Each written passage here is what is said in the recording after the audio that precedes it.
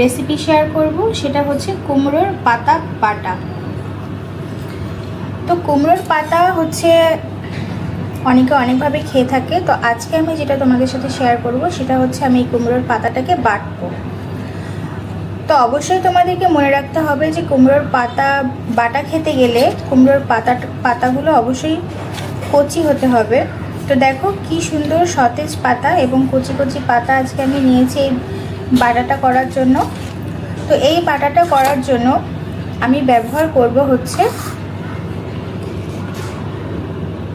বেশ কয়েকটা কাঁচা লঙ্কা। যেহেতু আমি ঝাল বেশি খাই, আমি তোমাদের সবসময় বলি যে আমি ঝাল বেশি খাই, তো আমি ঝালের পরিমাণটা একটু বাড়িয়ে নিয়েছি। তোমরা তোমাদের মতো ঝালের পরিমাণটা কমিয়ে বাড়িয়ে নিতে পারো। আর ব্যবহার করব হচ্ছে এখানে কয়েকটা রসুন, কয়েকটা বলতে হচ্ছে আমি এইখানে মাঝারি সাইজের বড় একটি রসুন নিয়েছি।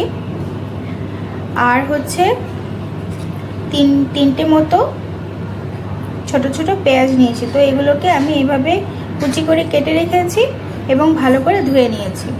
আর কুমড়োর পাতাটা অনেকে হচ্ছে একটু গরম জলে ভাপিয়েও নেয়, কিন্তু আজকে আমি এটা কাঁচা বাটবো। আর এটা আমি বাটবো হচ্ছে এই শিলনোড়াতে। আর এখানে ব্যবহার করব আমি অল্প একটু পরিমাণে কালো জিরে। তো চলো আমি তোমাদেরকে দেখাচ্ছি আমি কিভাবে এটা করি। তো দেখো বন্ধুরা, আমি হচ্ছে বলেছিলাম তোমাদেরকে যে আর একটা উপকরণ ব্যবহার করব, সেটা হচ্ছে কালো জিরে। তো কালো জিরেটা দেখো আমি এতটুকু পরিমাণ নিয়েছি। আর যেহেতু এটা বাজারে খোলা কালো জিরে, তো আমি এটাকে ধুয়ে নিয়েছি। আর কালো জিরেটা কিন্তু একটু বুঝে শুনেই ব্যবহার করতে হয়, যে কোনো রেসিপিতেই হোক না কেন। কারণ কালো জিরে রান্নার পরিমাণ অনুযায়ী বুঝে শুনে ব্যবহার না করলে রান্নাটা তেতো হয়ে যায়, তো তখন আর খেতে ভালো লাগে না। তো আমি একে একে দেখো এখন সব কিছু বেটে নেব।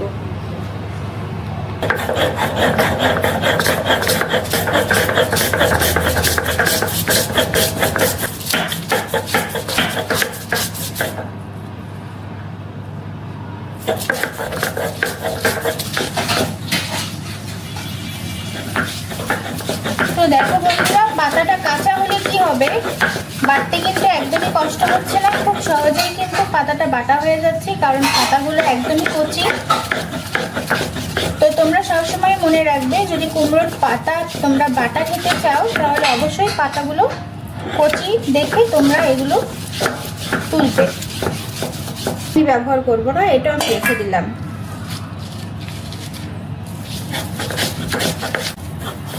তো দেখো পাতাগুলো বাটার সময় কিন্তু অনেকের মনে হতে পারে যে আঁশ আঁশ টাইপের, এই যে আমারও মনে হচ্ছে। এটা হচ্ছে যদি পাতাটা গরম জলে ভাপিয়ে নেওয়া হয় তাহলে আর এই ধরনের কোনো কমপ্লিকেশনস মনে হয় না, কিন্তু যখন কাঁচাটা বাটা হয় তখন একটু এরকমভাবে লাগতে পারে। কিন্তু যেহেতু পাতাটা কচি হলে এটার কোনো সমস্যা হয় না, যদি একটু জোরে বাটা যায় তাহলে এটা বাটার সঙ্গে ম্যাশ হয়ে যায়।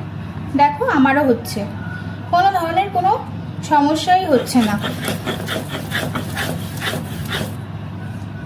দেখো একদমই কিন্তু মিহি হয়ে পাতাটা বাটা শেষ হলো।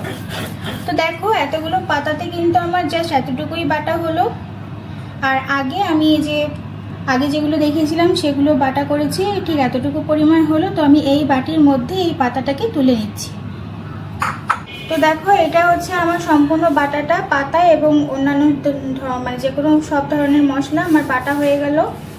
তো এখন আমি এটাকে, যেহেতু আমি কাঁচা অবস্থাতে সব কিছু বেটে নিয়েছি, তো এইভাবে তো আর খাওয়া যাবে না, তো আমি এটাকে এখন ভাজবো, একটু তেলে ভেজে নেব। খেলেও কিন্তু জিনিসটা ভালো লাগে, আবার সয়াবিন তেল দিয়ে খেলেও কিন্তু জিনিসটা ভালো লাগে, কিন্তু আমি এখানে সর্ষের তেলটা ব্যবহার করছি আজকে। আর সর্ষের তেল দিয়ে রান্না করতে গেলে তো আমি তোমাদেরকে আগেই বলেছি যে একটা জিনিস সবসময় খেয়াল রাখতে হবে, যে তেলটা যেন খুব ভালোভাবে গরম হয়। তো দেখো দেখতে দেখতে তোমাদের সাথে কথা বলতে বলতে আমার তেলটা কিন্তু ভালোই গরম হয়ে গেছে, দেখো ধুমো উঠছে। যেহেতু আমার গ্যাসের ফ্লেমটা এখন হাই হিটে আছে, তো গরম হতে বেশি একটা সময় লাগলো না। তো দেখো এখন আমি হচ্ছে এই বাটা মশলাটা এই তেলে দিয়ে দেবো।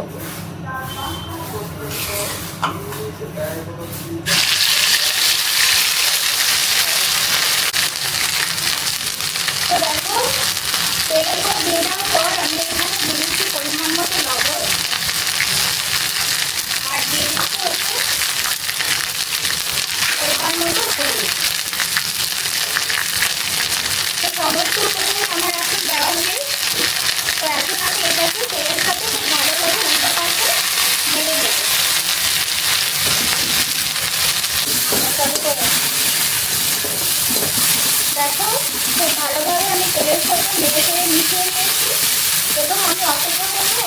খুবই ভালোভাবে ভাজা হওয়া পর্যন্ত। আজকে আমি তোমাদের সাথে যে রেসিপিটা শেয়ার করলাম, এটা আমি তোমাদের সম্পূর্ণ কাঁচা জিনিসগুলো বেটে তারপরে ভেজে নেওয়াটা দেখাচ্ছি। কিন্তু এই রেসিপিটা আবার আলাদাভাবেও করা যায়। তো সেই ক্ষেত্রে আমি যে সমস্ত উপকরণ তোমাদেরকে দেখালাম এই রেসিপিটা করার জন্য, সেই সমস্ত উপকরণ আগে কড়াইতে সামান্য একটু তেলে ভেজে নিয়ে পাতাটাকে ভাপিয়ে নিতে হবে। তারপরে সেই ভাপানো পাতাটাও অনেকে আবার ভেজে নেয়, আবার ভাপা অবস্থাতেও বেটে নেয়। তো সেটার স্বাদ অন্যরকম আর এটার স্বাদ অন্যরকম।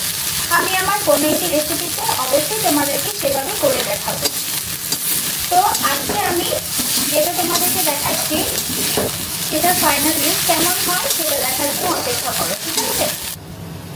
দেখো বন্ধুরা, পাতাটা কিন্তু খুবই ভালোভাবে ভাজা হয়ে গেছে, তোমরা দেখলেই হয়তো বা বুঝতে পারছো। তো যেহেতু কচি পাতা আর আমি খুব বেশি পরিমাণে ব্যবহার করিনি জন্য এতটুকু হয়ে গেছে। তো ভাজাটা কিন্তু আমার একদমই কমপ্লিট। তো এখন আমি এটাকে কড়াই থেকে নামিয়ে নেব। তো দেখো বন্ধুরা, এই হচ্ছে আমার কুমড়োর পাতা যে বাটা করলাম ভেজে নেওয়ার পরে তার ফাইনাল লুক। তো তোমরা বাসায় অবশ্যই এটা কিন্তু ট্রাই করবে। আমি যেভাবে তোমাদেরকে দেখালাম আজকে রেসিপিটাতে, ঠিক এইভাবে তোমরা একটু করে দেখবে কেমন লাগে। অবশ্যই তোমাদের ভালো লাগবে, আর কেমন লাগে তোমরা অবশ্যই আমাকে সেটা কমেন্ট বক্সে কমেন্টে জানাবে। এই বাটাটা তোমরা হচ্ছে ধুমে ওঠা গরম ভাতের সাথেও খেতে পারো, আবার খুদের ভাতের সাথেও কিন্তু খেতে পারো, খুবই ভালো লাগে। আমার এই ভিডিওটি ভালো লাগলে তোমরা অবশ্যই এই ভিডিওটিকে লাইক করে দিও, শেয়ার করো অবশ্যই ভিডিওটা, আর বেল বাটনটা অবশ্যই তোমরা প্রেস করে দিও। আমার চ্যানেলটি তোমরা সাবস্ক্রাইব করো। তো তোমরা ভালো থেকো।